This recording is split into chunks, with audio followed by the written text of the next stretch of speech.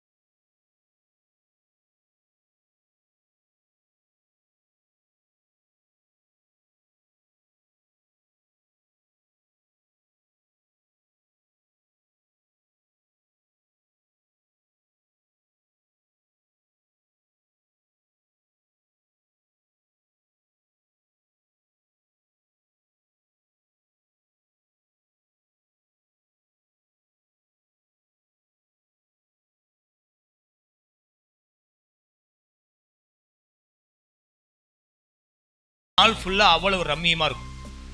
எத்தனை பேருக்கு புரியுது? அந்த நாள் ஃபுல்லா அவ்வளவு ரம்மியமா இருக்கும். நீங்க சொன்ன காரியத்தை அந்த நாளிலேயே செய்ய தேவன் வல்லவரா இருக்கிறார். ஒருவேளை நீங்க சொன்ன காரியம் அந்த நாள் நடக்கலனாலும் ஏற்ற நேரத்தில் ஏற்ற காலத்தில் உங்க கண்கள் காண செய்ய வல்லவரா இருக்கிறார். ஜெபம் இல்லாம திருப்பி பதிவு பண்றேன், ஜெபம் இல்லாம உங்களால எதையுமே செஞ்சு முடிக்க முடியாது. சரி, அதுக்கு மகிமை உண்டாகட்டும். மேலுமே எல்லாரையும் ஜெபத்தில் தாங்கிக்குங்க. நாங்கள் அவங்களுக்காக ஜெபம் பண்ணாங்கிறாங்க, அவங்க எங்களுக்காக ஜெபம் பண்ணாங்க. கடைசியில் பார்த்தா 2 பேருமே விடுதலை ஆகிட்டோம். இப்போ ஜெபம் ரொம்ப முக்கியம். சின்ன பிள்ளைகளுடைய ஜெபத்தை கூட தேவன் கேட்குறார். சின்ன பிள்ளைகளுடைய ஜெபத்தை கூட தேவன் கேட்குறார். இங்கே ஜெபிக்கிறதுக்கு வயது வரம்பெல்லாம் கிடையாது. யார் வேணுமாலும் ஜெபிக்கலாம். எந்த வயதில் உள்ளவங்க, இயேசுவை தெரிஞ்சவங்க, இயேசுவை தெரியாதவங்க, யார் வேணுமாலும் ஜெபிக்கலாம். எல்லா ஜெபத்துக்கும் தேவனிடத்தில் பதில் இருக்கு. சரி, கர்த்தருக்கு மகிமை உண்டாகட்டும். கண்களை மூடி ஒரு சின்ன ஜெபம் பண்ணி நம்ம வார்த்தைக்கு நேராக போகலாம். அன்பின் தகப்பனே, உங்களுடைய கரத்தில் எங்களை ஒப்பு கொடுக்கிறோம், தாழ்த்துக்கிறோம்ப்பா. கர்த்தருடைய ஆவியானவர் எங்கள் மேலே அளவில்லாமல் அசைவாடுங்க. ஆவியும் ஜீவனும் வல்லமையுமான உங்களுடைய ஜீவ வார்த்தையை எங்கள் மத்தியில் தேவன் விளங்க பண்ணுங்க, வெளிப்படுத்துங்க. இன்னைக்கு ஒரு பெரிய விடுதலை, ஒரு பெரிய ரட்சிப்பு, ஒரு பெரிய மாற்றம் உண்டாகட்டும். நெடுநாளாக இருக்கிற போராட்டங்களுக்கு இன்றைக்கு ஒரு முடிவை கர்த்தர் கொண்டு வருவீராக. நெடுநாள் பிரச்சனைகளை எல்லாம் எப்படி கையாள்றது, எப்படி அதில் ஜெயம் எடுக்கிறதுங்கிற ஒரு தெளிவை கர்த்தர் தருவீராக. இயேசுவின் நாமத்தின் மூலம் ஜெபிக்கிறோம் பிதாவே. ஜெய கிறிஸ்துவை நம்ம ஆராதிக்கிற ஒவ்வொருத்தவங்களும் ஜெயிக்கத்தான் பிறந்திருக்கிறோம். ஜெய கிறிஸ்துவை ஆராதிக்கிற ஒவ்வொருத்தவங்களும் ஜெயிக்கத்தான் பிறந்திருக்கிறோம். தேவன் பூமிக்கு கொண்டு வந்த நோக்கமே ஜெயமுள்ள வாழ்க்கையை வாழவும், மற்றவங்களை ஜெயமுள்ள வாழ்க்கையில் வாழ அழைக்கவும் தான் கூப்பிட்டு. நம்மளை கூட்டு வந்த நோக்கமே அதுதான். நம்ம ஜெயமுள்ள ஜீவியம் வாழணும், மற்றவங்களுடைய வாழ்வில் ஜெயம் உண்டாகும்படி அவங்கள அழைக்கணும். இதுக்காக தான் தேவன் நம்மளை பூமிக்கு கொண்டு வந்தார். எத்தனை பேர் ஒத்துக்கிறீங்க? நான் திருப்பி பதிவு பண்ணுறேன்.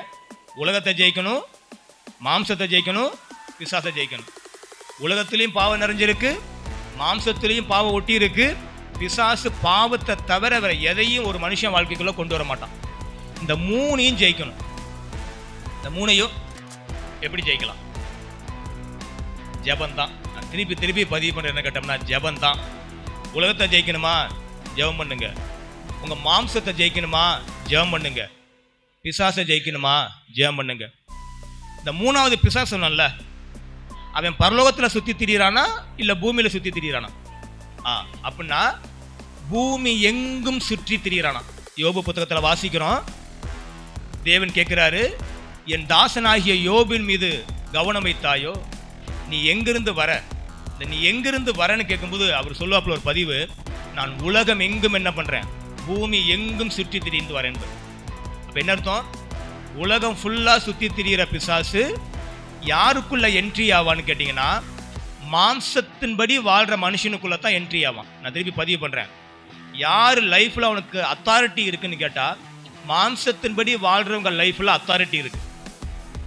நீங்கள் மாம்சத்துக்குரியவங்களா ஆவிக்குரியவங்களா? நீங்கள் ஆவிக்குரியவங்களா இருந்தீங்கன்னா தேவனுடைய பர்மிஷன் இல்லாமல் உங்கள் நிழலம் கூட நெருங்க முடியாது. நான் திருப்பி பதிவு பண்ணுறேன். நீங்கள் ஆவிக்குரிய நபராக இருந்தீங்கன்னா தேவனுடைய பெர்மிஷன் இல்லாமல் உங்கள் நிழலம் கூட நெருங்க முடியாது. யோபு ஆவிக்குரிய மனுஷனா மாம்சத்துக்குரிய மனுஷனா?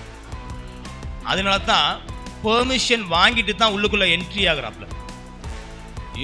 யோபு 1ஆம் அதிகாரம் 12 வாட்சி பார்த்தீங்கன்னா, தேவனுடைய பெர்மிஷனுக்கு அப்புறம் தான் என்ன பண்ணுறாரு? உள்ளுக்குள்ளே என்ட்ரி ஆகிறாப்புல. அப்போ என்னன்னு கேட்டால், ஆவிக்குரிய மனுஷனை தேவனுடைய அனுமதி இல்லாமல் நிழலம் கூட தொட முடியாது. ஆனால் மாம்சத்துக்கு உட்பட்ட மனுஷனாக வாழும்போது தேவனுடைய பெர்மிஷன் தேவையில்லை. திருப்பி பதிவு பண்ணுறேன். நீங்கள் ஜெபிக்க ஜெபிக்க ஆவிக்குரிய மனுஷியாக மாறிடுவீங்க. ஜெபிக்க தான், சும்மாலாம் அந்த ஜீவியம் வராது. எவ்வளவு நேரம் நீங்கள் தேவ சமூகத்தில் காத்திருந்து ஜெபிக்கிறீங்களோ அந்த அளவுக்கு ஒரு ஆவிக்குரிய ஸ்டாண்டர்ட் உங்களுக்குள்ள வந்துட்டே இருக்கும். நீங்கள் ஜெபிக்காம ஒரு நாளும் ஆவிக்குரிய லைஃபுக்குள்ள என்ட்ரி ஆக முடியாது. நீங்கள் ஆவிக்குரியவங்களா இல்லைன்னா கண்டிப்பாக மாம்சத்துக்கு உட்பட்டு தான் வாழ்வீங்க. மாம்சத்துக்கு உட்பட்டு வாழும்போது அந்த 3வது நபரை ஜெயிக்க முடியாது. திரும்பி புரியுது? நான் திருப்பி பதிவு பண்ணுறேன். நீங்கள் எவ்வளவு நேரம் ஜெபிக்கிறீங்களோ அந்த அளவுக்கு ஆவிக்குரிய நபராக மாற முடியும். உங்கள் ஜெபம் குறைய குறைய உங்கள் மாம்சம் தலை தூக்கும். மாம்சத்தின் வழியாக தான் பிசாசு உள்ளுக்குள்ள வருவான். அதுக்கு தேவனுடைய பெர்மிஷனே தேவை கிடையாது. ஆனால் நீங்கள் ஆவிக்குரிய நபராக இருந்தீங்கன்னா தேவனுடைய பர்மிஷன் இல்லாமல் உங்கள் நிழலம் கூட நெருங்க முடியாது. இது எத்தனை பேருக்கு புரியுது? இப்போ இதை நல்லா பதிவு பண்ணிக்கிங்க. இந்த சோ இந்த தள்ளப்பட்ட தூதன் வந்தார் போனார், பிசாசுன்னு பேசுறதெல்லாம் நிறுத்திட்டு நீங்கள் ஆவிக்குரிய நபராக மட்டும் மாறுறதுக்கு முயற்சி எடுத்துக்கோங்க. ஆவிக்குரிய நபரை எப்படி மாற முடியும்? ஜெபந்தான். நீங்கள் ஜெபிக்க ஜெபிக்க உங்கள் லைஃப்பில் ஆவிக்குரிய நபராக மாறுவீங்க. ஆவிக்குரிய நபர்னா என்னன்னு கேட்டால், பரிசுத்த ஆவியானவருக்கு உரிய நபராக நீங்கள் மாறிடுவீங்க. யாருக்குரிய நபருங்க? பரிசுத்த ஆவியானவருக்கு உரிய நபராக நீங்கள் மாறிடுவீங்க. வாசிங்க கலாத்தியர் புத்தகம் 5ஆம் அதிகாரம். கலாத்தியர் 5ஆம் அதிகாரத்தில் 22. ஆவியின் கனியோ அன்பு, சந்தோஷம், சமாதானம், நீடிய பொறுமை, தயவு, நற்குணம், விசுவாசம், சாந்தம், இச்சை அடக்கம். சரி, நீங்க பரிசுத்த ஆவியானவரை டிபெண்ட் பண்ணி வாழ்ந்தீங்கன்னா இந்த 9 காரியம் உங்களுக்குள்ள வந்துடும். இந்த 9 காரியம் உங்களுக்குள்ள வரும்போது சாத்தானால உங்களிடத்துல ஜெயம் எடுக்க முடியாது. ஆனா நீங்க ஒருவேளை ஆவிக்குரியவங்களா மாறாத பட்சத்துல என்னவா இருப்பீங்க? 2 விஷயம்தான். ஒன்று, நீங்க இருந்தா மாம்சத்துக்கு உட்பட்டு வாழணும், இல்லைன்னா ஆவிக்கு உட்பட்டு வாழணும். ஆவிங்கிறது பரிசுத்த ஆவியை சார்ந்து நீங்க வாழணும். ஆவியை டிபெண்ட் பண்ணா 9 வகையான வாழ்க்கையை நீங்க வாழ்வீங்க. ஆவியான டிபெண்ட் பண்ணலன்னா நீங்க யாரை தான் வாழ்வீங்க? மாம்சத்துக்கு உட்பட்டவங்க வாழ்வீங்க. மாம்சத்துக்கு உட்பட்டவங்க மேல இருந்து வாசிங்களேன். 19. மாம்சத்தின் கிரியைகள் வெளியரங்கமா இருக்கின்றன, அவை யாவன என்னவா? பாருங்க, பரிசுத்த ஆவியை நீங்க டிபெண்ட் பண்ணி ஆவிக்குரிய நபரா நீங்க மாறலன்னா கண்டிப்பா உங்க வாழ்க்கையில என்ன இருக்கும்? விபச்சாரம் இருக்கும். அடுத்தது வேசித்தனம். அடுத்தது அசுத்தம், காம விகாரம், விக்கிரக ஆராதனை, பில்லி சூனியம், பகைகள், விரோதங்கள், வைராக்கியங்கள், கோபங்கள், சண்டைகள், பிரிவினைகள், மார்க்க பேதங்கள், பொறாமைகள், கொலைகள், வெறிகள், களியாட்டுகள் முதலானவைகளே. அப்படின்னா நீங்க பரிசுத்த ஆவியானவரை சார்ந்துக்கிட்டீங்கன்னா 9 வகையான வாழ்க்கைக்குள்ள வந்துடுவீங்க. பரிசுத்த ஆவியானவரை சார்ந்து கொள்ளனா நீங்க எப்படி தான் வாழ்வீங்க? மாம்சத்துக்கு உட்பட்டு தான் வாழ்வீங்க. நீங்க மாம்சத்துக்குரிய மனுஷனா இருந்தா இந்த 17 காரியத்துல ஏதாச்சும் உங்களுக்குள்ள இருக்கும். இப்போ நீங்கள் பரிசுத்த ஆவிக்கு உட்பட்டு வாழணும்னா நீங்கள் என்ன செய்ய ஆரம்பிக்கணும்? பரிசுத்த ஆவியில் நிறைஞ்சிருந்தீங்கன்னா 9 வகையான வாழ்க்கை உங்களுக்குள்ள இருக்கும். ஆவியானவர் நீங்கள் டிபெண்ட் பண்ணாமல் வாழ்ந்தீங்கன்னா இந்த 17 எங்கேயாச்சும் சிக்கிருப்பீங்கன்னு சொல்ல வரேன். இந்த 17 எங்கேயாச்சும் இருக்கும். திருப்பி வாசிங்க 17. உங்களுக்கு புரியலன்னு நினைக்கிறேன். திருப்பி 17 வாசிங்க. சரி. ஒன்று விபச்சாரத்தில் இருப்பீங்க, இல்லாட்டி வேசித்தனத்தில் இருப்பீங்க, இல்லைனா அசுத்தமான வாழ்க்கையை வாழ்வீங்க, இல்லைனா காம விகாரத்தில் இருப்பீங்க, இல்லைனா விக்கிரக ஆராதனை. இப்போ வெளில விக்கிரக ஆராதனை பண்ணுறாங்கல்ல, இயேசுவை ஏற்றுக்கொள்ளாமல் சிலை வணக்கம் பண்ணுறாங்கல்ல, இவங்க யாருன்னு கேட்டோம்னா தேவனை அண்டி கொள்ளாதவங்க, அவ்வளோதான். பரிசுத்த ஆவியை சார்ந்து வாழாததுனால இப்போ மாம்சத்தின்படி வாழ்கிறாங்க. அதனால அவங்க அந்த வேலையை பார்க்குறாங்க. ஆனால் அவங்களையும் தேவன் விரும்புகிறார், அவங்களையும் இயேசு நேசிக்கிறார். அவங்க உள்ளுக்குள்ள வரும்போது அவங்களையும் 9 வகையான கனிகளினால ஆசீர்வதிக்கிறார். நம்மளை மாத்திரம் இல்லை, இங்கே எல்லாரையும் இயேசு நேசிக்கிறார். எல்லாரையும் இயேசு நேசிக்கிறார். அப்படின்னா மாம்சத்துக்கு உட்பட்டு இருக்கிறவங்களை நீங்கள் என்னத்துன்னு அழைக்கணும்? வாங்க இயேசுவை ஏற்றுக்குங்க, ஆவிக்கு உட்பட்டு வாழ வாங்க. நாங்களும் அந்த 17 எங்கேயோ தான் வாழ்ந்துட்டு இருந்தோம், நீங்களும் இயேசுவை ஏற்றுக்குங்க. அந்த 17 விட்டு உங்களை விடுதலை பண்ணி இந்த 9 எங்களுக்கு மாத்திரமல்ல உங்களுக்கும் கொடுக்க விரும்புகிறார். இதை சொன்னீங்கன்னா யாராக இருந்தாலும் வருவாங்க. இதை சொன்னீங்கன்னா நல்லபடியாக வாழ்றதுக்கு இங்கே யாருக்கும் கசக்கல, சொல்கிற விதம்தான். அப்போது இந்த 17 நாங்களும் ஒரு இடத்துல வாழ்ந்துட்டு இருந்தோம். ஒரு சில இடத்துல எங்களைத்தான் இந்த இயேசு என்ன பண்ணார்? இந்த 17 எங்களை விடுதலை பண்ணி இப்போ அவரை சார்ந்துக்க பண்ணி 17 வெளில கொண்டு வந்து 9 கொடுத்தாரு. இந்த 9 பார்த்தீங்கன்னா அது எங்களுது கிடையாது, நாங்கள் சார்ந்திருக்கிற ஆவியானருடையது. எங்களுக்கு தந்த தேவன் உங்களுக்கும் தர வல்லவராக இருக்கிறார். வாங்கன்னு கூப்பிட்டா போதும். இதுக்கு பேர் மத மாற்றம் அல்ல, இதுக்கு பேர் ஒழுக்கமாக வாழ கூப்பிடுற அழைப்பு. என்னங்க இதுக்கு பேர்? என்னங்க அழைப்பு. நீங்கள் அழைப்பை சரியா வைங்க, தேவன் ஆசீர்வதிக்க வல்லவராக இருக்கிறார். அவங்கள குறைச்சி மதிப்பிடவோ அவங்கள ரொம்ப குற்றப்பாரியில் பார்க்கறதெல்லாம் நிறுத்திட்டு நம்மளும் அங்கே தான் இருந்தோம், நம்மளை விடுதலை பண்ண இயேசு இவங்களையும் விடுதலை பண்ண உண்மை உள்ளவராக இருக்கிறாருன்னு புரிய வைங்க, வந்துடுவாங்க தானா. ஆனால் அதுவே தேவனுக்குள்ளே நீங்கள் அந்த இன்விடேஷன் கொடுத்து நீங்கள் அழைச்சிட்டிங்கன்னா மற்ற பிள்ளைகளுக்கு நம்ம பிள்ளைகள் புத்தி சொல்கிற அளவுக்கு தேவன் வைப்பார். அப்படின்னா இங்கே அவங்க அந்த சைடு நிற்கிறாங்க, நம்ம இந்த சைடு நிற்கிறோம், அவ்வளோதான் வித்தியாசம். அந்த சைடு நிற்கிறவங்களை இந்த சைடு கூப்பிட்டு பாருங்க, வந்துட்டாங்கன்னா அந்த சைடு நிற்கிறவங்களுக்கு இவங்க புத்தி சொல்கிற அளவுக்கு மாறிடுவாங்க. அப்படின்னா இங்கே யாரையும் தேவன் ரட்சிக்க வல்லவராக இருக்கிறார், உண்மை உள்ளவராக இருக்கிறார். அப்போ அந்த 17 காரியத்தை நம்ம ஜெயிக்கணும். ஃபஸ்ட்டு சொன்னோம் உலகம். இந்த உலகம் மாம்சம் இந்த ரெண்டும் யாருக்குள்ள இருக்கோ அவங்களுக்குள்ள தான் தேர்ட் பர்சன் என்ன பண்ணுவான்? பிசாசு. அப்போ உலகத்துலேயும் பாவம் இருக்கும், மாம்சத்துக்கு உட்பட்டவங்கள்ட்டையும் இந்த மாதிரி பாவம் இருக்கும். ஆனால் இந்த 3 காரியத்தை ஜெயிக்கணும்னா ஆவியானவரை சார்ந்து இருக்கிற ஒரே ஆளாத்தான் முடியும். எப்படி அந்த ஆவியானவரை சார்ந்துக்க முடியும்னா ஜெபந்தான். நீங்கள் ஜெபிக்க ஜெபிக்க ஜெபிக்க உலகத்தை ஜெயிக்க ஆரம்பிச்சிருவீங்க.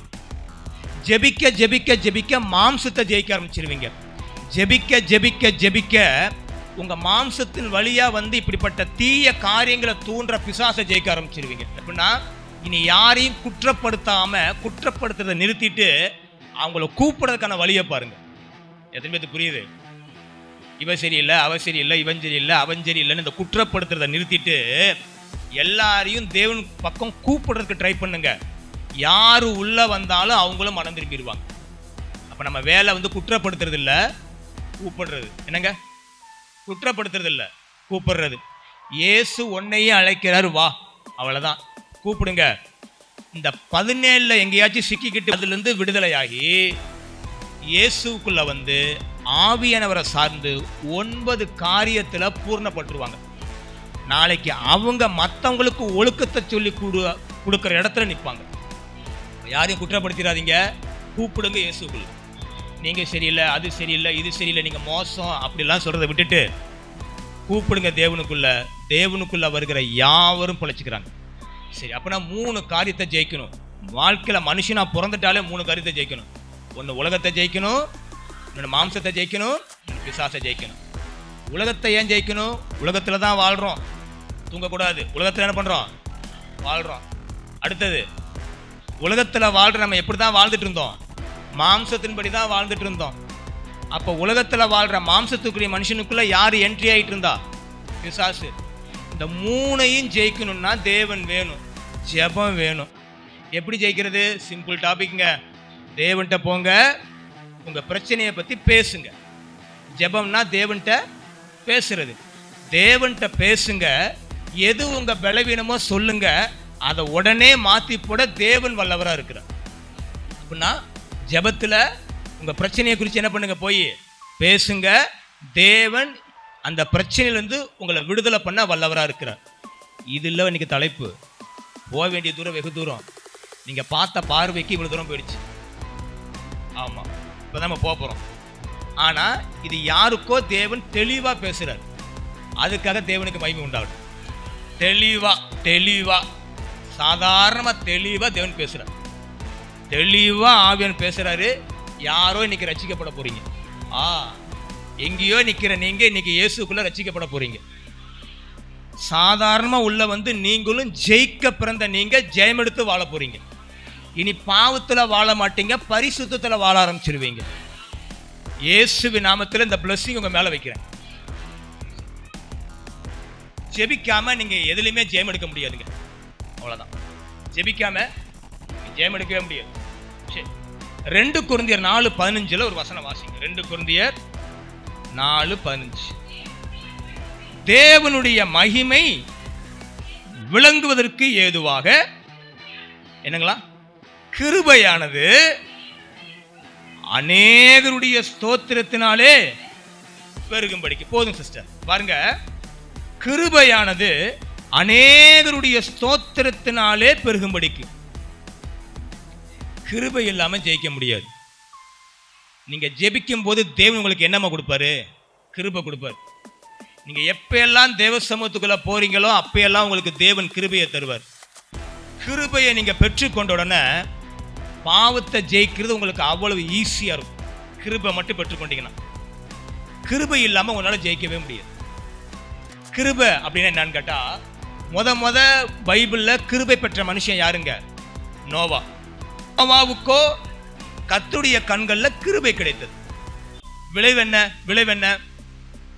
என்டையர் வேர்ல்டும் ஜலத்தில் தேவன் அழிக்கிறாரு. இந்த கிருபை பெற்ற ஒரு மனுஷனும் அவனுடைய குடும்பம் மாத்திரம் தப்பிக்குது. அப்படின்னா எப்பேற்பட்ட அழிவுக்கும் உங்களை விலக்கி பாதுகாக்கணும்னா கிருபை வேணும். எந்த அழிவுக்கும் உங்களை சாதாரணமாக விலக்கி பாதுகாக்கிறதுக்கு கிருபை வேணும். அப்படின்னா நீங்கள் தேவ சமூகத்துக்கு போன உடனே தேவன் உங்களுக்கு என்ன கொடுப்பார்னா கிருபை கொடுப்பார். இந்த கிருபையை வாங்கிட்டு வாங்க. எப்பேற்பட்ட அழிவுக்கும் அந்த கிருபை உங்களை விலக்கி பாதுகாத்தும். ஓகேவா? இது ஃபர்ஸ்ட் பாயிண்ட். எப்படி போகிறோம்? கிருபையை வாங்கிட்டு வரோம். எந்த வேலையும் பார்க்க வேணாம், நல்லா குப்புறப்படுத்து தூங்குனாலே ஆட்டோமேட்டிக்காக நம்மளை காப்பாற்றிடும். அப்படியா? இல்லையா? என்ன செய்யணும்? கிருபை 2 வேலை பார்க்கும். ஒன்று, எப்பேற்பட்ட அழிவுக்கு உங்களை விலக்கி மீட்கணும்னு முடிவு பண்ணிடும். அந்த அழிவுக்கு நீங்கள் விலகி பாதுகாப்பாக இருக்கணும்னா உங்களை கொண்டே சில காரியத்தை செய்ய வைக்கும். இது புரியுது? நீங்க தேவ சமூகத்துக்கு போன உடனே கிருபை உங்களுக்கு அப்போ கொடுத்துருவாரு. அந்த கிருபையுடைய நோக்கமே எந்த அழிவுக்கும் உங்களை விலக்கி பாதுகாக்கிறது தான். சிஸ்டர் ஒரு வார்த்தை பதிவு பண்ணாப்புல இல்லை, நான் கரங்களை உயர்த்தி நான் வந்து திடீர்னு சங்கீதம் 91 சொல்லி அறிக்கை பண்ண ஜெபிச்சுட்டு இருக்கேன். என் வீட்டுக்கார அந்த கிருபை என்ன பண்ணிடுச்சு? இப்போ காப்பாத்திருச்சுன்னு. ஆனால் கிருபைன்னு அங்கே பதிவு பண்ணாட்டியும் கூட ஜெபம் கிருபையை கொண்டு வரும். கிருபை எந்த அழிவுக்கும் நம்மளை விலக்கி கொண்டு போயிடும். இப்போ தேவ சமூகத்துக்கு நீங்கள் நுழையும் போது தேவன் உங்களுக்கு கொடுக்குறதே கிருபை தான். கிருபை தான். உதாரணம் சொல்கிறேன்.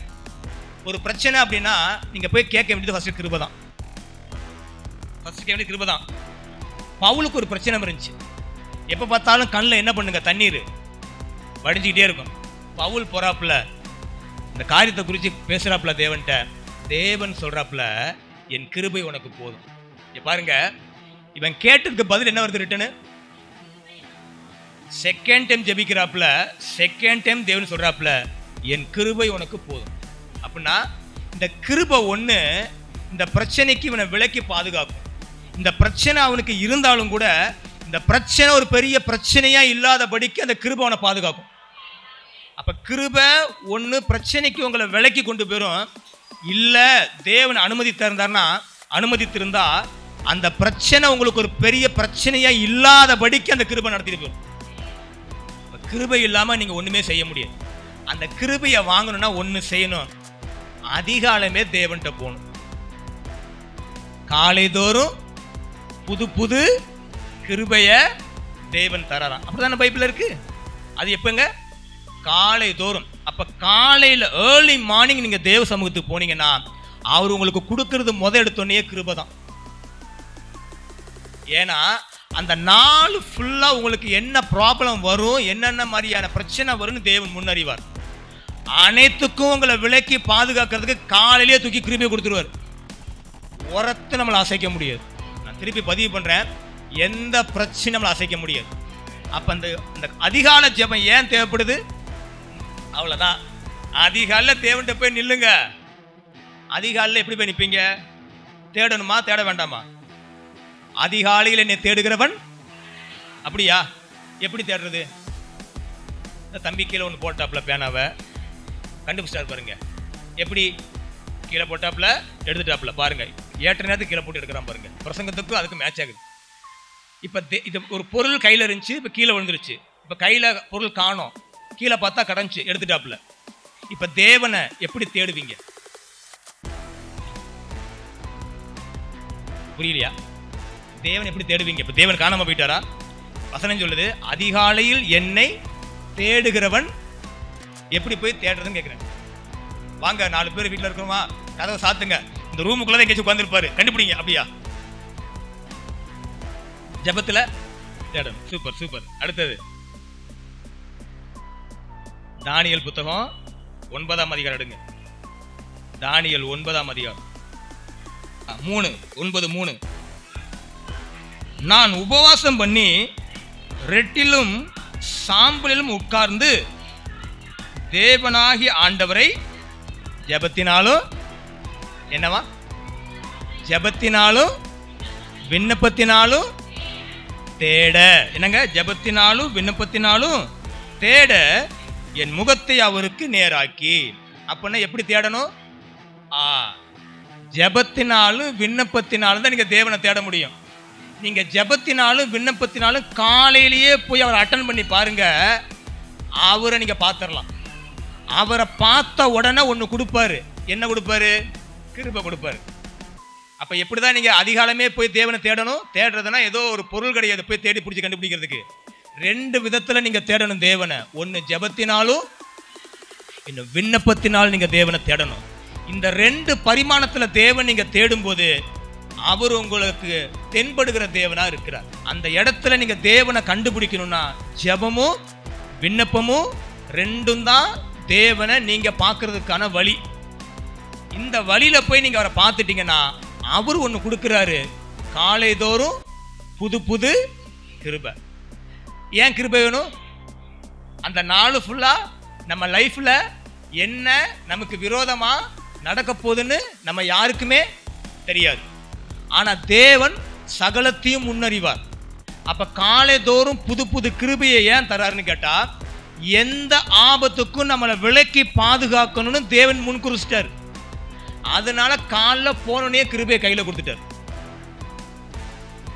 நீங்க காலையிலேயே ஜெபிக்க ஆரம்பிங்க, கிருபை அப்பா தருவார். கிருபை உள்ள வந்துருச்சுன்னா உங்களை எவனாலையும் அசைக்க முடியாது. நான் திருப்பி பதிவு பண்றேங்க, கிருபையை மட்டும் காலையில போய் வாங்கிட்டீங்கன்னா உங்களை எவனாலையும் அசைக்க முடியாது. இன்னைக்கு அநேக பேர் அதிகாலையில் தேவனை தேட மறந்துதான் இன்னைக்கு அவங்களெல்லாம் பார்க்க முடியாமலே போச்சு. அதிகாலம் நீங்க எங்க இருக்கணும்னா தேவ சமூகத்தில் இருக்கணும். ஒரு மனுஷன் பெட்டை விட்டு எந்திரிச்ச உடனே தேவ சமூகத்தில் நிற்கணும். நின்று பாருங்க, அந்த நாளுக்குரிய கிருபையெல்லாம் அப்பா தராருங்க. அந்த நாளுக்குரிய கிருபையெல்லாம் என்ன பண்ற தேவன். அந்த கிருபை இல்லாம நீங்க உலகத்தை ஜெயிக்க முடியாது. அந்த கிருபை இல்லாம உங்க மாம்சத்தை ஜெயிக்க முடியாது. அந்த கிருபை இல்லாம பிசாசை ஜெயிக்க முடியாது. அவரை கண்டுபிடிக்க 2 ரூட்டு தான். ஒன்று ஜெபம், ஒன்று விண்ணப்பம். காலையிலே போய் ஜெபத்தினாலும் விண்ணப்பத்தினாலும் அவரை தேடுங்க, அவர் வந்துடுவார். வந்தோடனே கையில் தூக்கி கிருபையை தந்துடுவார். இப்போ பெருகணும் என்ன பண்ணலாம்? கிருபையை வாங்கிட்டீங்க, இப்போ இன்னும் பெருகணுமே, நல்ல இன்னும் பெருகட்டும்னு ஆசைப்பட்டு என்ன பண்ணலாம்? அநேகருடைய ஸ்தோத்திரத்தினாலே பெருகும்படிக்கு என்னது? கிருபை. நீங்க ஸ்தோத்திரம் பண்ண பண்ண கிருபை பெருகும். இங்க பாருங்க, சிம்பிளா சொல்றேன், நீங்க எந்த அளவுக்கு தேவனை ஸ்தோத்திரம் பண்றீங்களோ அந்த அளவுக்கு கிருபை பெருகும். இங்க பின்னாடி ஒரு பெரிய மேட்டரை பேச போறோம். அதுக்கு தான் முதல்ல இந்த வழியை உங்களை கூட்டு போயிட்டு இருக்கிறேன். பேசுற மேட்ரு இன்னைக்கு உங்க லைஃப்ல தோக்கவே மாட்டீங்க. உங்க ஜீவனுள்ள நாளெல்லாம் இனி நீங்க தோக்க மாட்டீங்க. எழுதி வேணுமாலும் தரேன், இதை மட்டும் ஃபாலோ பண்ணிக்கிடுங்க, இதை மட்டும் ஃபாலோ பண்ணிக்கோங்க. சரி, அப்ப காலதோறும் புது புது கிருபை தராரு. ஸோ நீங்க ஏர்லி மார்னிங் போய் என்ன பண்ணுங்க? தேவனை அட்டன் பண்ணிருங்க, போய் கண்டுபிடிச்சிருங்க. எப்படி கண்டுபிடிக்க முடியும்? ஜெபத்தினாலும் விண்ணப்பத்தினாலும் தான் கண்டுபிடிக்க முடியும். கண்டுபிடிச்சிருங்க. கண்டுபிடிச்சவனே அவர் என்ன கொடுக்குறாரு? உங்களுக்கு கிருபை தராரு. அந்த கிருபை உங்களை என்ன பண்ணும்? எல்லா ஆபத்துகளுக்கும் உங்களை விலைக்கு என்ன பண்ணும்? உங்களை பாதுகாக்கும். சரி, நோவாவுக்கு கர்த்தருடைய கண்களில் கிருபை கிடைச்சிச்சு, உலக அழிவுக்கு விலைக்கு. சரி, அந்த பாதுகாத்த கிருபை அவர் ஒண்ணுமே பண்ணலையா வாழ்க்கையில? அந்த கிருபை வந்தோடனே பாதுகாத்துருச்சா? ஒண்ணுமே பண்ணலையா? வேலை செய்தார். ஏற்கனவே அவங்க அப்பா வேலை செய்யறதுல பயங்கர எக்ஸ்பர்ட். யாருங்க? நோவாவுடைய அப்பா வேலை செய்யறதுல பயங்கர எக்ஸ்பர்ட். அவங்க தாத்தா அதை விட எக்ஸ்பர்ட். எல்லாத்துக்கும் ஆமா போட்ட என்ன பண்றது? வேலைன்னா என்னன்னே தெரியாது நோவாவுக்கு. என்னங்க அதுக்கும் லைன்ல வரீங்க பாருங்க. வேலைன்னா என்னன்னே நோவாவுக்கு என்ன செய்யாதுங்க. இதுக்கு முன்னாடி அப்படிப்பட்ட ஒரு ஜல அழிவு, ஜலத்தினால அழிவே பார்த்தது இல்லை. ஏன்? சமுத்திரத்தை பார்த்துருப்பாங்க, சமுத்திரத்தில் கப்பல் போனதே கிடையாது. வெறும் சமுத்திரத்தை தான் பார்த்துட்டு இருந்தாங்க. அதில் எதுவுமே என்ன பண்ணலைங்க கப்பல். மொத ஒரு கப்பல் பண்ண முதல் மனுஷனே நோவா தான். அப்போ கிருபை உங்களுக்கு கிடைச்சிருச்சுன்னா வரப்போற அழிவுக்கு விலக்கி பாதுகாக்கும். அன்னைக்கு நோவாவுக்கு ஜலத்தினால அழிவு வர இருந்துச்சு, ஜலத்துக்கு விலக்கி பாதுகாத்துச்சு. இன்னைக்கு எல்லா மனித இனத்துக்கும் அக்கினினால ஒரு அழிவு வரப்போகுது. அப்படிதானே பைபிள் சொல்லுது. வரக்கூடிய நாட்கள் எப்படிப்பட்ட அழிவை இந்த உலகம் சந்திக்குமா?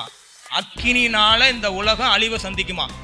வரப்போற அக்கினி அழிவுக்கு நம்மளை விலக்கி பாதுகாக்கத்தான் தேவன் கிருபை தந்தார்.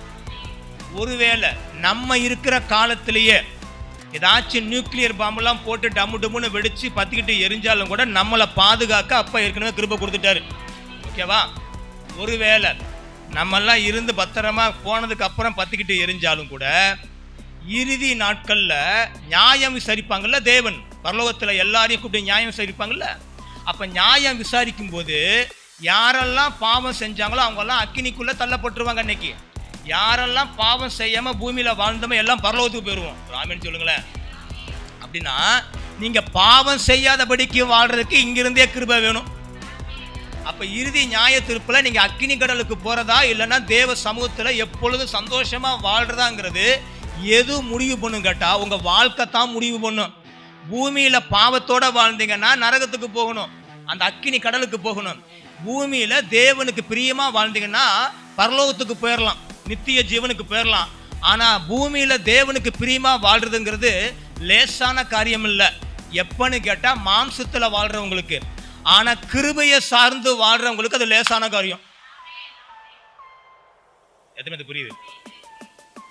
நோவாவுக்கு கர்த்தருடைய கண்களில் கிருபை கிடைச்சிச்சு, ஜல அழிவுக்கு காப்பாற்றப்பட்டார். நமக்கு இந்த உலகத்துல ஒரு அழிவு காத்திருக்குது அக்கினினால, அதுக்கு நம்மளை விலக்கி பாதுகாக்கவே தேவன் கிருபை தந்தார். ஒருவேளை அந்த அக்கினி அழிவுக்கு முன்னாடியே நம்ம ஒருவேளை மறுச்சிட்டோம் அப்படின்னாலும் கூட நம்ம வாழ்ந்த வாழ்க்கையை வச்சு இறுதி நாட்கள்ல நியாயந்திருப்பாங்க. பாவத்துல வாழ்ந்திருந்தா அங்க ஒரு அக்கினி கடல் வச்சிருக்கிறாங்க பிசாசுக்குன்னு சொல்லி, அதுல கொண்டு போய் போடுவார். நீங்க பாவத்துக்கு மறுச்சு நீதியின்படி வாழ்ந்தீங்கன்னா உங்களுக்காக பரலோகம் காத்திருக்குது. ஆனா பரலோகத்துக்கு போகணும்னா பாவம் இல்லாத வாழ்க்கை பூமியிலேயே வாழ்ந்து காட்டணும். அதை வாழ்றது லேசான காரியம் இல்லை. ஆனா அதை லேசாக்குறதுக்குன்னே தேவன் நமக்கு கிருபை தந்தார். அப்பனா நோவா அழிவுக்கு விலகி பாதுகாக்கப்பட்டாரு. ஆனா அந்த கிருபை அழிவுக்கு விலக்கி பாதுகாக்கிறதுக்கு கொடுக்கப்பட்டுச்சு. ஆனா அவரை கொண்டே ஒரு காரியமும் பண்ணுச்சு, வேலை செய்ய வச்சுச்சு. பேலை, அந்த பேலை செய்யாம அவர் குப்புற படுத்திருந்தாருன்னு வைங்களேன், அழிவுக்கு அவரும் தப்பியிருக்க முடியாது. அப்ப கிருபை என்ன பண்ணுனா அழிவை முன்னறிஞ்சு உங்களை விலக்கி பாதுகாத்துரும். எப்படி பாதுகாக்குன்னு கேட்டா உங்களை வச்சே பாதுகாத்துரும். உங்களை வச்சு எப்படின்னு கேட்டா அந்த மனுஷனுடைய பேழையை வச்சு தான் அன்னைக்கு அவனை பாதுகாத்துச்சு. அதே போல இன்னைக்கு நமக்கு எதை வச்சு பாதுகாக்குன்னு கேட்டா பாவத்துக்கு மறிச்சு தேவ நீதிக்கு பிழைக்கிறேன்னு சொல்லி உள்ள வந்தோம்ல, அந்த தேவ நீதியின்படி நீங்க வாழ்ந்தீங்கன்னா அது உங்களை பாதுகாத்துரும். புரியுது? அன்னைக்கு பேழை பாதுகாத்துச்சு நோவாவை, இன்னைக்கு அவருடைய வார்த்தை அவருடைய நீதி நம்மளை பாதுகாக்கும். இயேசு கிறிஸ்து நம்மளை எப்படி வாழ சொன்னாரோ அப்படி நம்ம வாழும்போது இந்த வாழ்க்கை தான் ஒரு நாள் அந்த அக்கினி கடலுக்கு நம்மளை விலக்கி பாதுகாக்கும். எதுவுமே புரியுது? அப்படின்னா நீங்க வாழ்ந்தே ஆகணும். நம்ம வாழ்ந்தே ஆகணும். நம்ம என்ன பண்ணோம்? எப்படி வாழ்றது? மாம்சத்தின்படியா? ஆவியின்படி. ஆவியின்படி வாழ்ந்தீங்கன்னா தேவ நீதியின்படி வாழ ஆரம்பிச்சிருவீங்க. இங்க நீங்க தேவ நீதியின்படி வாழ்ற வாழ்க்கை தான் ஒரு நாள் உங்களுக்கு பரலோகத்தை கொடுக்க முடியுமே தவிர கிருபையை வாங்கிட்டு நீங்க குப்புறப்படுத்திருந்தீங்கன்னா அது வேலைக்கு ஆகாது. அதாவது டெய்லியும் ஜெபம் பண்ணி கிருபையை வாங்கிக்கிட்டு ஆனா உங்க மன விருப்பத்தின்படி வாழ்ந்துட்டு இருந்தீங்கன்னா அது ஒரு நாளும் அக்கினி கடலுக்கு உங்களை தப்பி வைக்காது. ஆனா காலைதோறும் போங்க, ஜெபத்திலும் விண்ணப்பத்திலும் தேவனை தேடுங்க, பார்த்துருங்க, அவர் உங்களுக்கு தென்படுவாரு, உங்களுக்கு காலைதோறும் புது புது கிருபையை தந்துடுவாரு. கிருபையை வாங்கிக்குங்க. கிருபையை வாங்கிக்கிட்டு தூங்கிராதீங்க. என்ன பண்ணுங்க? அந்த கிருபையை சார்ந்து சார்ந்து தேவனுக்கு பிரியமா பூமியில வாழ்ந்துருங்க. தேவனுடைய சிங்காசனத்துக்கு முன்னாடி ஒரு நாள் நம்ம போய் நிற்கும் போது நீங்க வாழ்ந்த நீதி தான் வந்து நிற்கும் முன்னாடி. அந்த நீதியை அந்த நீதியின்படி நம்ம வாழ்றதுக்கு தான் தேவன் காலைதோறும் புது புது கிருபை கொடுத்துட்டே வர்றாரு. நீங்க புரிஞ்சுக்கிட்டீங்கன்னா உங்க ஆத்மாக்கு என்னைக்குமே அழிவு கிடையாது. ஜெபம் ரொம்ப முக்கியம். ஜெபத்திலையும் விண்ணப்பத்துல தான் தேவனை கண்டுபிடிக்க முடியும். அவரை பார்த்தோன்னே அவர் கையில கொடுக்கறதே கிருபை தான். அந்த கிருபை ஏன் தான் தர்றான்னு கேட்டா வரப்போற அக்கினி அழிவுக்கு நம்மளை விலக்கி பாதுகாக்கத்தான். ஆனா அந்த கிருபையை வாங்கி சும்மா இருக்க முடியாது. அந்த கிருபையை சார்ந்து தான் நீங்க தேவனுக்கு பிரியமான தேவ நீதியை நீங்க ஒவ்வொரு நாளும் அட்டன் பண்ணி அதுல பெருகிக்கிட்டே வரணும். இப்போ அந்த கிருபை பெருகிறதுக்கு தான் நம்ம பார்த்தோம். என்னன்னு பார்த்தோம்? 2 கொரிந்தியர் 4:15. அந்த கிருபை எப்படி பெருகுன்னு கேட்டா ஸ்தோத்திரம் நீங்க எந்த அளவுக்கு பண்றீங்களோ அந்த அளவுக்கு கிருபை பெருகும். எத்தனை பேரு சக மனுஷர்கள் மூலமா சந்தோஷமாவே இருக்கிறீங்க? புரியலையா? சரி, பொம்பளை சரி கேட்கிறேன். இப்படி ஒரு புருஷன் நான் கட்டுனது நான் எந்த காலத்துல பண்ண புண்ணியமோ அப்படின்னு எத்தனை புண்ணியவான்னு சொல்லுவீங்க? 1 2 3 4. ஆனா கையை தூக்கிட்டு சிரிக்கிறீங்க பாருங்க. இப்போ நீங்க தூக்கிட்டா பரவாயில்ல, தூக்கிட்டு சிரிப்பு சிரிக்கிறீங்க பாருங்க. இது எதை குறிக்குது தெரியுமா? சொல்றேன், உங்களுக்கு புரியுதுன்னு சொல்றேன். சரி, எத்தனை ஆம்பளைய இப்படி ஒருத்தி நான் கட்டலன்னா என் வாழ்க்கையில நான் பொழைச்சே இருக்க மாட்டேன்னு சொல்லுவீங்க? 1 2 3 கேட்க பதில் சொல்றீங்களா? இவங்க நிமித்தம் ஒரு நிமிஷம் கூட நான் போராடவே இல்லை, சமாதானமா வாழ்றேன் எத்தனை பேர் சொல்லுவீங்க? என்ன இப்பதான் அழகை தூக்குனீங்க? தூக்குனீங்க. அப்ப என்ன அர்த்தம்னா கூட இருக்கிற புருஷன், கூட இருக்கிற பொண்டாட்டி, கூட இருக்கிற பிள்ளைகள், கூட இருக்கிற பெற்றோர், இது இல்லாம நம்ம சுத்தி இருக்கிற ஜனங்கள், உறவுகள், இவங்க நிமித்தம் நம்ம டே பை டே எங்கேயும் டிஸ்டர்ப் ஆகிறோம். எத்தனை பேர் ஒத்துக்கிறீங்க? எங்கேயும் டிஸ்டர்ப் ஆகுறோம். சும்மாலாம் தூக்கக்கூடாது. எங்கேயும் என்ன பண்றோம்? டிஸ்டர்ப் ஆகுறோம். இந்த டிஸ்டர்ப்ல இருந்து ஜெயிக்கிறதுக்கு தான் இன்னைக்கு நம்ம பார்க்க போறோம். எங்கேயும் என்ன பண்றோம்? இப்பதான் பாத்தீங்கன்னா எல்லாம் கையை தூக்கிட்டு ஒரே சிரிப்பா இருந்துச்சு, அப்புறம் ஒரு கையும் இப்ப தூக்கல. அப்படின்னா என்ன செய்யறோன்னே தெரியல, என்ன நடக்குதுன்னு. ஃபர்ஸ்ட் பாயிண்ட் சொல்றேன், ஜெபம் இல்லாம ஜெயிக்க முடியாது, விண்ணப்பம் இல்லாம ஜெயிக்க முடியாது. ஜெபமும் விண்ணப்பமும் ஜெயிக்க பண்ணுகிற ஜெய கிறிஸ்துவிட்ட போய் நிறுத்திடும். அந்த ஜெய கிறிஸ்து என்ன பண்ணுவார்னா காலையிலேயே தூக்கி உங்களுக்கு கிருபையை கொடுத்துருவார். அந்த கிருபையை வச்சு தான் தேவன் சொன்னது போல வாழவே முடியும். நீங்க சும்மாலாம் வாழ முடியாது. கிருபையை சார்ந்துக்காம தேவன் சொன்ன எதன்படி நீங்க வாழ முடியாது. நடிக்கலாம். யாருக்கு வேணும் உங்க நடிப்பு? உங்க நடிப்பு யாருக்கு வேணும்? உங்க நடிப்பு யாருக்கு வேணும்? உங்க நடிப்பு வேண்டாம், உங்களுக்கு ஜெயம் வேணும்னு நான் சொல்ல வரேன். தூக்கணும்னா கிருபையை சார்ந்து பொழைச்சிட்டு தான் தூக்கணும். இது தேவ சமூகம். உங்களை பத்தின டீட்டெயில் எல்லாம் தேவனுக்கு தெரியும். உங்களை பத்தின டீட்டெயில் ஃபுல்லா தேவனுக்கு, எல்லாரும் பத்தின டீட்டெயில் தேவன் வச்சிருக்கிற. தூக்கும் போது அது ஒரு உண்மை இருக்கணும். ஒத்துக்கிறீங்க? ஒரு கையை தூக்கும் போது ஒரு உண்மை இருக்கணும். ஆனா எல்லாரையும் கையை தூக்க வைக்கிற தேவன் கூட தான் இருக்கிறார். ஒன்னே ஒண்ணு கிருபையை பிடிச்சுக்கணும். சரி, இப்ப இந்த கிருபை பெருகிட்டே இருக்கணும் உங்களுக்கு. அப்பதான் நீங்க ஜெயிச்சுக்கிட்டே இருக்க முடியும். கிருபையை பெருக்கிறதுக்கான வழிதான் ஸ்தோத்திரம். நீங்க ஸ்தோத்திரம் பண்ண பண்ண பண்ண பண்ண கிருபை பெருகிட்டே இருக்கும். பெருக்கங்கள் அதிகமாகும் போது எல்லா இடத்துலையும் தேவ நீதியை நீங்க செஞ்சு முடிக்க அந்த கிருபை உங்களுக்கு உதவி செய்யும். எது தேவநீதி? ஒரு உதாரணம், லேடிஸ் பார்க்கும்போது எது தேவநீதி? கிறிஸ்துவுக்கு கீழ்ப்படுகிறது போல உங்க சொந்த புருஷனுக்கு என்ன பண்ணணும்? கீழ்ப்படிந்திருங்க. இதுதான் தேவநீதி. ஒரு உதாரணத்துக்கு எத்தனை பேர் முதல்ல கிறிஸ்துவுக்கு கீழ்ப்படுகிறீங்க? கிறிஸ்துவுக்கு கீழ்ப்படிஞ்சாதான் புருஷனுக்கு என்ன பண்ண முடியும்? இந்த பக்கம் திரும்பிடுறேன். மனைவிகளை கசந்து கொள்ளாதிருங்க. மனைவி என்ன பண்ணாதீங்க? கசந்து கொள்ளாதீங்க. எத்தனை பேர் மனைவியை கசந்து கொள்ளாம இருக்கிறீங்க? அப்படின்னா கிருபை பெருகணும். ஏன் கிருபை பெருகணும்? நமக்கு ஆபத்துக்கு விலக்கி பாதுகாக்க கிருபை பெருகணும். இரண்டாவது, தேவன் சொன்ன எல்லா நீதியையும் நிறைவேற்றணும்னா ஒத்த கிருபையை வச்சுக்கிட்டு என்ன பண்ண முடியாது.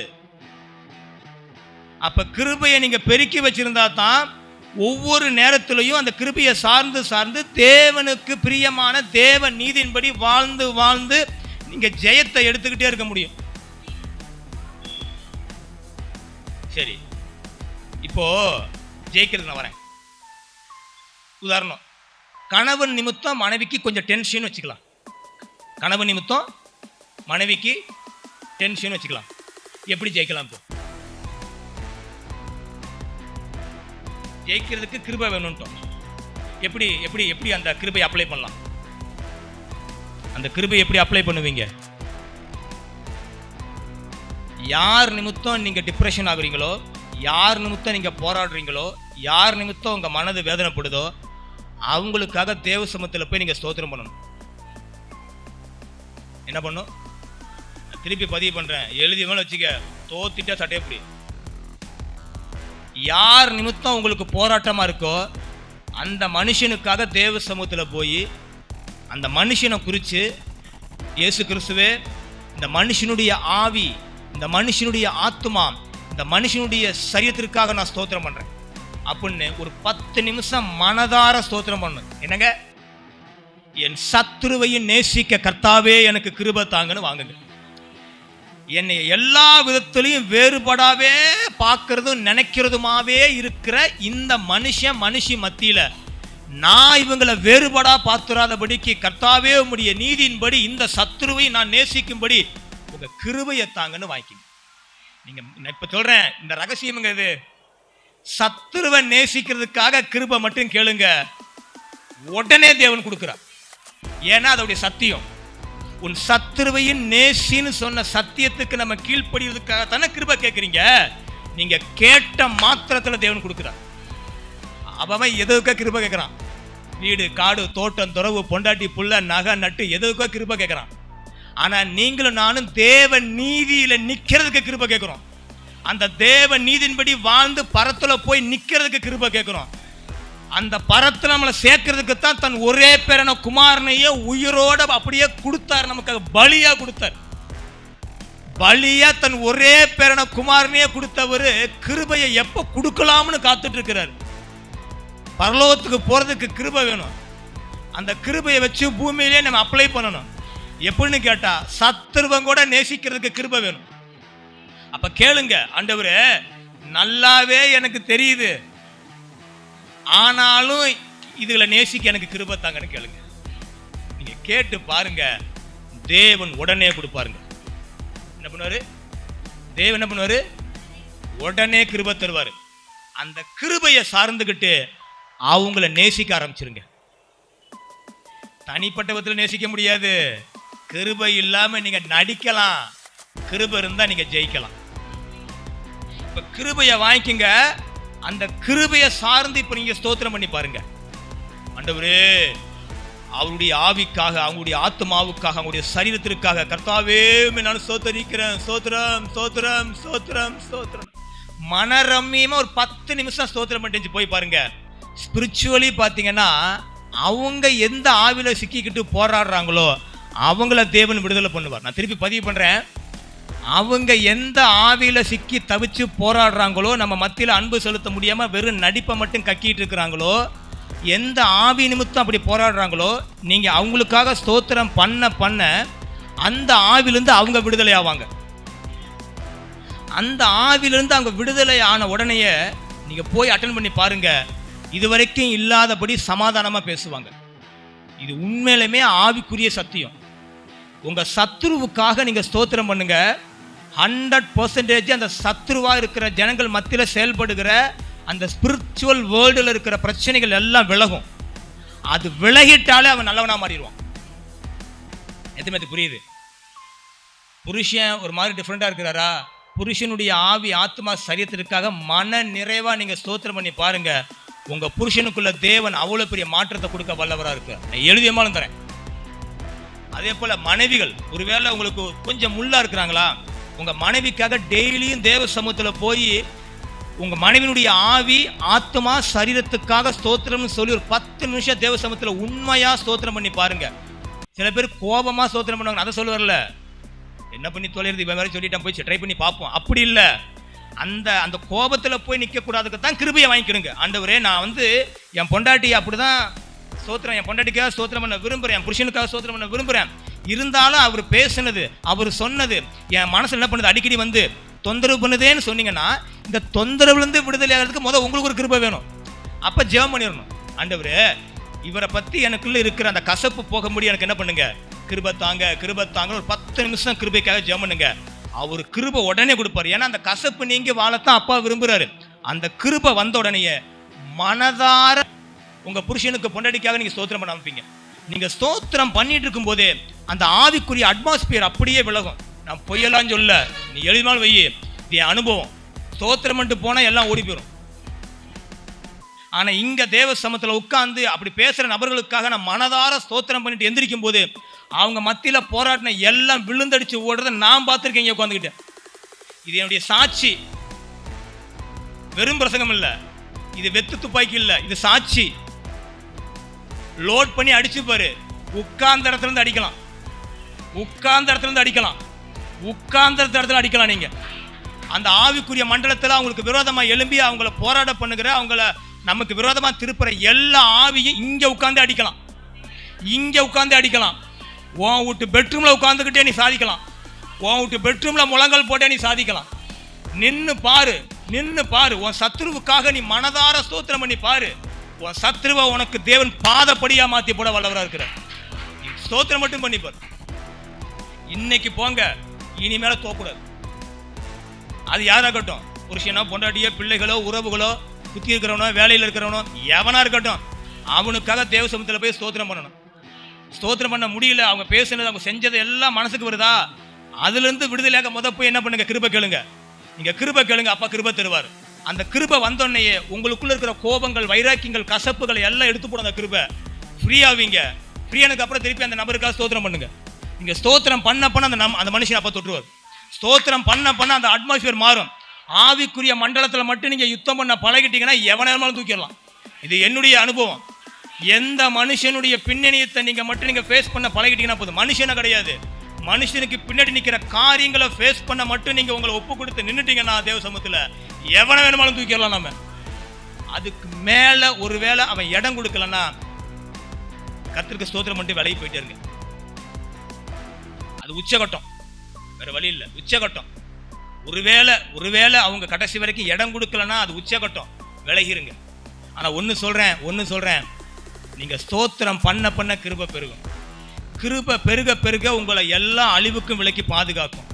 அந்த கிருபையை வச்சு தான் தேவன் சொன்ன எல்லா நீதியின்படி நீங்கள் வாழ முடியும். அந்த வாழ்வு தான் ஒரு நாள் கொண்டு போய் பேழை மாரி கொண்டு போய் மேலே போய் நிறுத்தும். அந்த பரலோகத்தில் நீங்கள் பரத்திலேயே வாழணும் அப்படின்னா நீதியில் நீங்கள் என்ன செஞ்சுருக்கணும்? ஃபுல்லாக வைங்க, உங்கள் லைஃப்பை தேவ நீதியில் கட்டி இருக்கணும். உங்கள் லைஃப் ஃபுல்லாக தேவனுடைய நீதியில் கட்டி இருக்கணும். அந்த நீதியில் கட்டி முடித்த வாழ்வு எங்கே போய் நிற்குதோ அப்படி போய் நின்னா மட்டும்தான் பரலோகத்தை இடம் கொடுப்பாங்க. ஆனால் அந்த நீதியில், அந்த தேவ நீதியிலேயே வாழ்க்கையை கட்டுறதுக்கு தான் முடியலன்னு சொன்னால் அதுக்கு தான் கிருபை வேணும். அப்போ நோவாவுக்கு கிருபை கிடைச்சிச்சு, தூங்கல, வேலையை பண்ணினார். ஃபஸ்ட்டு சொன்னதை திருப்பி நான் பாயிண்ட் வரேன். அவங்க அப்பாவுக்கும் வேலையை பற்றி தெரியாது, தாத்தாவுக்கும் வேலையை பற்றி தெரியாது, இவனுக்கும் தெரியாது. அப்படின்னா கிருபை இருக்குல்ல, தெரியாத ஒரு விஷயத்தையும் செய்ய வச்சிரும்.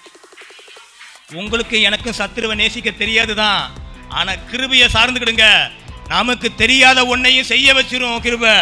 கிருபை பயங்கரமானதுங்க, கிருபை பயங்கரமானதுங்க.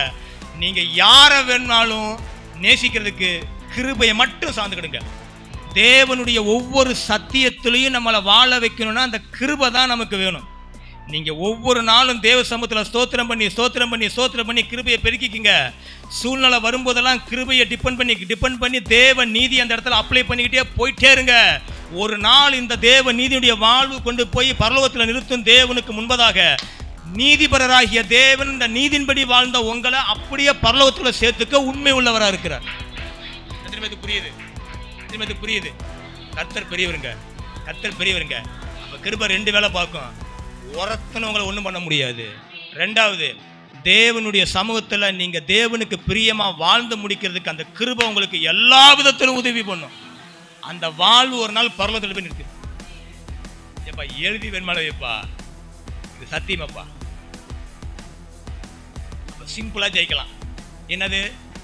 இனிமேல பொண்டாட்டி கூட போராட்டம், புருஷன் கூட போராட்டம், இதில் பெத்தக்கு சும்மா இருந்திருக்கலாம் அப்படிலாம் சொல்லக்கூடாது. யாருக்கா இருந்தாலும் தேவ சமூகத்தில் போய் நீங்கள் ஸ்தோத்திர பலி மட்டும் செலுத்த ஆரம்பிங்க. இப்படி சொல்லுங்க, இயேசுவே அவங்களுடைய ஆவிக்காக ஸ்தோத்திரம், ஆத்மாவுக்காக ஸ்தோத்திரம், சரீரத்திற்காக ஸ்தோத்திரம் சொல்லுங்க. 3 பரிமாணத்திலையுமே தேவ கிருபை அவங்களுக்கு உண்டாகும்.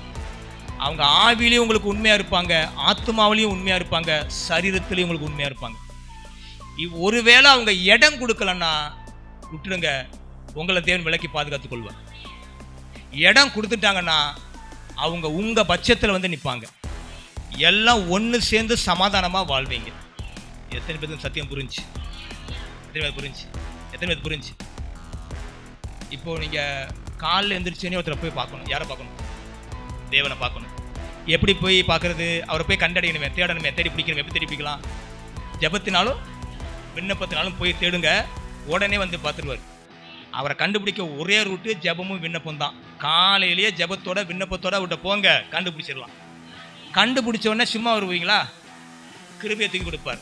ஏன் தெரியுமா? அவரை பார்க்குற யாரையும் அவர் சும்மாவே அனுப்புறது இல்லைங்க. உதாரணம் சொல்லட்டுமா? இத்தனை பேர் தேவனை பார்க்க வந்தீங்களா? இப்போ சும்மா போறீங்களா? இந்த சத்தியத்தோட போறீங்களா? அவரை பார்க்கும் போதெல்லாம் சும்மாவே அனுப்ப மாட்டார். அப்போ கிருபையை கொடுத்து அனுப்புறாரு. அந்த கிருபை இப்போ உங்களுக்கு பெருகணும்னு ஆசைப்பட்ட என்ன பண்ணலாம்? ஸ்தோத்திரம் செலுத்துங்க கர்த்தருக்கு, கிருபை தானா பெருகும். எப்படி ஸ்தோத்திரம் பண்றது? கொடுத்த புருஷனுக்காக ஸ்தோத்திரம், பொண்டாட்டிக்காக ஸ்தோத்திரம், பிள்ளைகளுக்காக ஸ்தோத்திரம், உறவுகளுக்காக ஸ்தோத்திரம், சுற்றி இருக்கிற வீட்டாருக்காக ஸ்தோத்திரம், வீட்டுக்காக ஸ்தோத்திரம், காட்டுக்காக ஸ்தோத்திரம். நீங்க என்ன வச்சிருக்கிறீங்களோ, என்னெல்லாம் தேவன் உங்களுக்கு கொடுத்தாரோ எல்லாத்துக்காக நீங்க என்ன பண்ணுங்க? ஸ்தோத்திரம் பண்ணுங்க. ஒரு ரகசியம் சொல்றேன், பிரச்சனை வந்ததுக்கு அப்புறம் ஸ்தோத்திரம் சொல்றதை விட ஒவ்வொரு நாளும் கர்த்தர் உங்களுக்கு கொடுத்த எல்லாவற்றிற்காக எல்லாருக்காக ஸ்தோத்திரம் பண்ணிட்டே வாங்க. அங்க அவ்வளவு பெரிய ஒரு சமாதான ஊற்று பிறக்கும். சரிங்க, நான் திருப்பி பதிவு பண்றேன். காலையில எந்திரிச்சு இன்னையிலிருந்து எல்லாருக்காக ஸ்தோத்திரம் பண்ணுங்க. தயவு செஞ்சு ஸ்தோத்திரம் பண்ணுங்க. அவங்க உங்க பட்சத்திலேயே இருந்தாலும் பரவாயில்ல, அவங்களுக்காக ஸ்தோத்திரம் பண்ணுங்க. ஒரு நாள் உங்களுக்கு எகென்ஸ்டா மாறாதபடிக்கு கர்த்தர் கிருபை தருவார். எல்லாருக்காக டெய்லியும் ஸ்தோத்திரம் பண்ணுங்க. ஸ்தோத்திரம் பண்ண பண்ண பண்ண எப்பேற்பட்ட மனுஷனும் சமாதானத்தில் வந்து நின்றுவான். விடுதலை ஆயிடுவாங்க. நீங்க ஜெயிக்க ஒரே ஒரு வழி என்னன்னு கேட்டா ஜெபம், ஸ்தோத்திரம், ரெண்டையும் விட்டுறாதீங்க. எல்லாருக்காக ஸ்தோத்திரம் பண்ணுங்க. திருப்பி பதிவு பண்றேன், எல்லாருக்காக ஸ்தோத்திரம் பண்ணுங்க. சின்ன குழந்தையிலிருந்து பெரியவங்க வரைக்கும் எல்லாருக்காக ஸ்தோத்திரம் பண்ணிட்டே இருங்க. நீங்க ஸ்தோத்திரம் பண்ணிட்டே இருங்க. நீங்கள் எங்கே போனால் உங்களுக்கு சரியான ரெஸ்பான்சிபிள் இல்லையோ, நீங்கள் ஸ்தோத்திரம் பண்ணிகிட்டே இருந்துட்டு ஒரு நாள் போய் பாருங்கள், அங்கே அவ்வளோ பெரிய ரெஸ்பான்ஸ் அப்போ பாருங்க. இதெல்லாம் உண்மைங்க, இதெல்லாம் உண்மை, இது சத்தியத்துலேயும் சத்தியம்.